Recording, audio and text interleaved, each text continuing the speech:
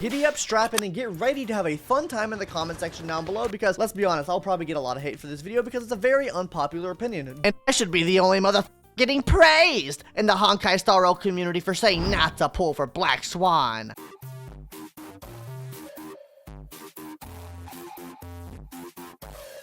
But realistically, what we're talking about in this video is every reason on why you might not want to summon for Black Swan. But I do want to say this face to face with you before we actually hop into this video. Guys, I make these videos to give a contrary opinion to what everyone else says. Summon, summon, summon. I want to give you guys reasons on why not to summon. So I can give the fin setters, Ziox, I'm staring at you, bucko, reasons on why you might not want to summon for this character, right? There are plenty of good reasons why you want to summon for her. I'm not saying she's bad. I'm just gonna point out some reasons on why you might not want to. And this is for the people that really don't know if they want to summon or not. I know we're gonna have people in the comment section. My title and thumbnail is super abrasive and it's very blunt, and people don't like that. People will be in the comment section fighting me about this. It's okay. The dislike ratio will be insane on this. Oh, no, Black Swan is gonna be amazing, not my mommy. And I know that's gonna happen, but I just want to give you guys this face to face to tell you, I understand that. Okay, guys, you don't have to go and fight for me in the comment section, because I know it's gonna be like that, and it is what it is. People just click on a title and thumbnail and just go down there and comment. And I don't think that should be the case, because every single character has good and bads about it. Ruan Mei has good and bads. People didn't summon for Ruan Mei. Some people did anyway, because they had their own reasons for that, right? Same as there are reasons why you shouldn't summon for Black Swan. There are reasons why you shouldn't summon for Fu Xuan. I stand by all the videos I posted in the past. Do not summon for Fu Xuan. Do not summon for Kafka. Do not summon for Jingliu. I stand by all of those still. So I just want to let that be known. Anyways, guys, let's go ahead and talk about all the reasons on why you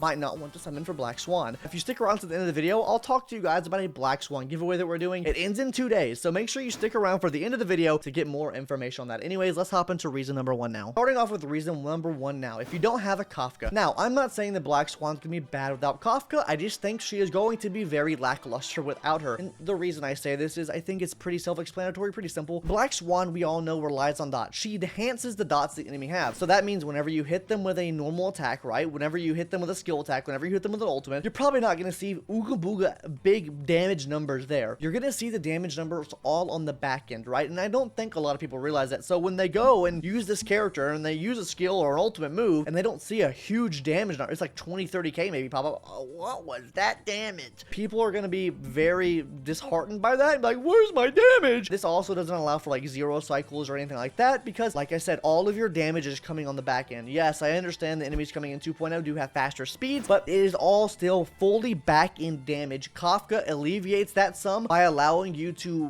bring that back end damage to her damage, right? So she reprocs it, so she's able to bring some of that damage back to the front and basically give you double damage on your dots, which is just super good. And I feel like if you don't have a Kafka, then I really don't think Black Swan's gonna be that worth pulling for, especially if you don't have Kafka. That means probably you don't have other dot units built up either, which I'll make another point on that later in the video. But I just think if you don't have a Kafka, that it might not be the best decision to pull for Black Swan for your account, just because you're gonna have to build a lot more into these dot units. Damage is probably gonna be not as good as you expect. It'll probably be kind of lackluster, honestly, without Kafka to be able to reproc and double the damage on those. Double the damage on those. Hey gamers, future editor YouTube here. Something I forgot to bring up in the video that I think is a pretty important fact to mention here is that she doesn't really future-proof your account either. And the reason I say this is because, take Kafka for example, right? Kafka is able to reproc dots on the enemy as well as apply dots herself, right? That's what makes her future-proofable. She's able to be put in any dot team and reproc all those dots off and front-load the damage rather than all the damage being backloaded, right? That's why Kafka is so future-proofable. Black Swan does not do that. She just enhances dot and puts a bigger damaging dot on the enemy, right? That's essentially what she does. She is enhancing her own dot and doing a lot more damage on the enemy, which can very easily be power crept. This does leave a lot of room open for future 5-star dot characters, because let's be honest, we're going to have future 5-star dot characters in the future. They're just not going to up and forget about dot. They're going to release more dot characters in the future of different typings of all different 5-star variants, right? So what I'm trying to say here is, right, Kafka is always going to be on a dot team unless there is someone that power creeps her that reprocs dot as well. Then sure, she'll get power crept, someone will replace her. But as of right now, Black Swan is just another dot character, and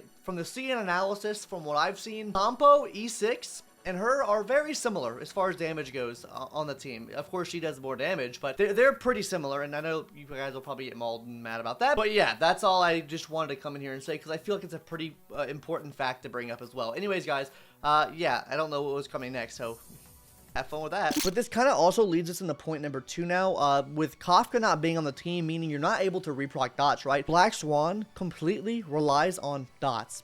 That is all of her damage. While Kafka, you know, she can get some damage out just from using ultimate attacks and skill and stuff like that. She relies on the enemy taking damage from these dots. And the reason I bring this point up is we've already seen it once happen, and don't tell me it's not going to happen, because it can happen. If you're facing off against an enemy Bronya and Bronya brings that person back up to the front, they remove all debuffs. So that just makes your Black Swan absolutely pointless. At least with Kafka on the team, you could reproc the dots and get more use out of those dots before, you know, it all goes away. But with Black Swan, say you put all these dots on the enemy, it hits their turn, they take the dots for that one turn, whatever low amount of dots they are, because when they remove all the debuffs, or they remove a certain debuff, what if they remove her special stack? The stacks that allow her to do more damage. Where's your damage at? You have to rebuild all those stacks back up. Not to mention, you have to rebuild all the stacks that back up with the other dot units on the team, and so on and so forth. This is another reason why I think that it could be kind of weird and down bad. Not to mention, there's going to be a lot of speed tuning with that as well to make sure you go properly in the action order, because do you really want to be going right before that enemy goes? You put the dots on them, you put like 3 dots on them or something, and then, oh, back up to the front, or oh, cleanse all my debuffs, oh, we're good to go, bucko. Like stuff like that. Do you want that? This seems bad and copium to me, I'm not gonna lie. And that's going to lead me on to point number 3 now. I mentioned the other dot characters on the team. There is a lot of upfront investment if you don't already have dot characters built. Not already built out of Sampo, Gwenifin, Luca, Serval, and you don't have a Kafka on your account. Let's be honest, if you don't have a Kafka on your account, you probably don't have other dots built. But regardless, if you do have a Kafka on your account, you still probably want another dot built, because you want to be going up and being able to match the typing advantages. Because why do you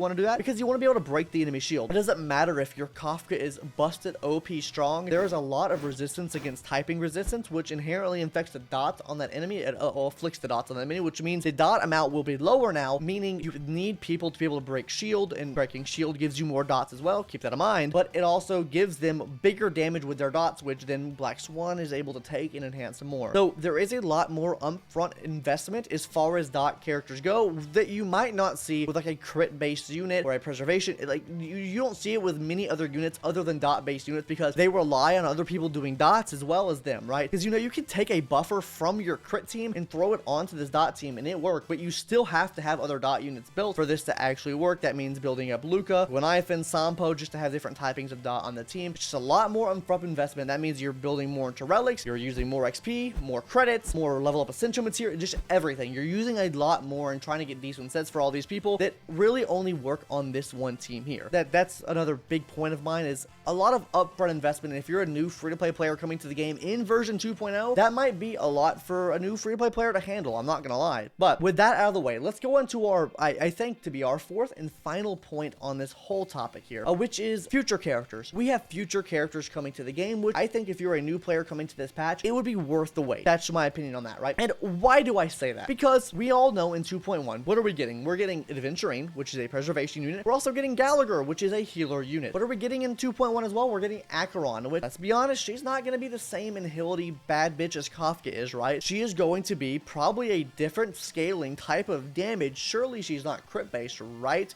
And if you guys actually think that she is an inhility unit with that big sword, come on, you are trolling out of your mind. Anyways, I think it's much better to save for these patches, because these characters are a lot more straightforward and they're a lot easier to build, right? Even Sparkle, I think Sparkle could even be a better option choosing over Black Swan. I do have a lot of gripes with Sparkle though, maybe even more so than I do with Black Swan, but I'm gonna save that for a future video. I think Sparkle can be a bit hard to build and a bit hard to use on teams, but I'll save that for a future video on my whole thoughts on going into 2.1 and stuff like that. I just think if you're a free-to-play player coming to the game, this really only applies to you. Save your gems for 2.1. I think you'll get much more value out of those banners. While I do think these banners are pretty decent, pretty good, especially the light cone banners, they're really, really good. Anyways, I think that 2.1 could potentially bring you more value. Anyways, guys, to kind of make up for this video, and if you've watched at this point in the video, we're doing a Black Swan giveaway in the Discord.